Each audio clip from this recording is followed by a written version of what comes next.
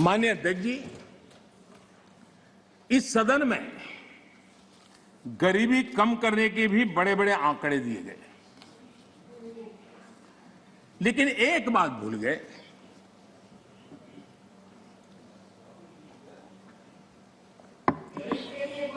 माननीय सदस्य प्लीज। इस देश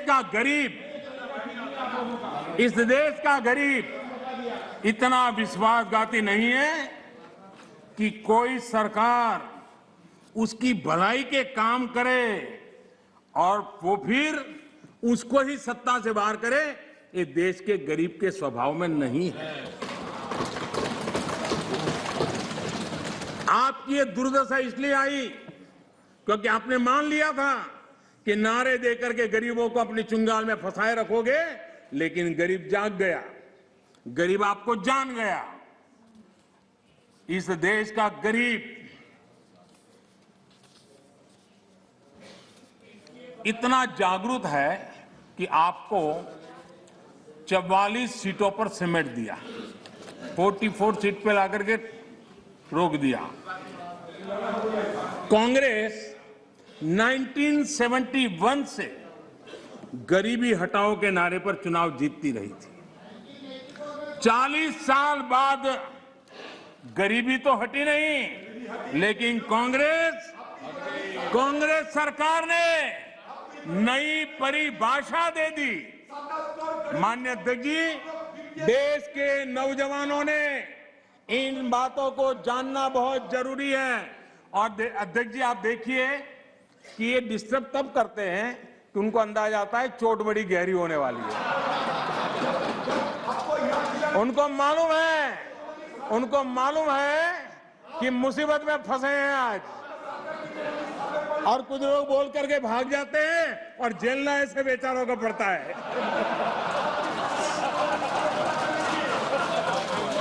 माननीय अध्यक्ष जी, 40 साल बाद कांग्रेस गरीबी तो नहीं हटी, लेकिन गरीबों ने कांग्रेस को हटा दिया। और कांग्रेस ने क्या किया? माननीय अध्यक्ष जी, कांग्रेस ने गरीबी की परिभाषा बदल दी। 2013 में एक ही झटके में उन्होंने कागज पे कमाल करके 17 करोड़ गरीब लोगों को अमीर बना दिया। ये कैसे हुआ, इसकी सच्चाई देश के युवाओं को पता होना चाहिए। मैं आपको उदाहरण देता हूं। आपको मालूम है, हमारे देश में पहले रेलवे में first class, second class, third class होता था।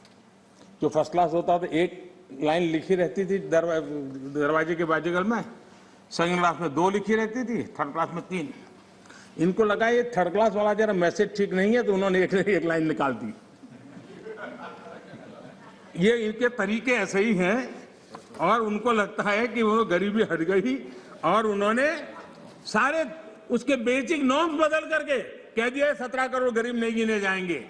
इस प्रकार से आंकड़े बदलने का काम वो करते रहे हैं। माननीय अध्यक्ष जी,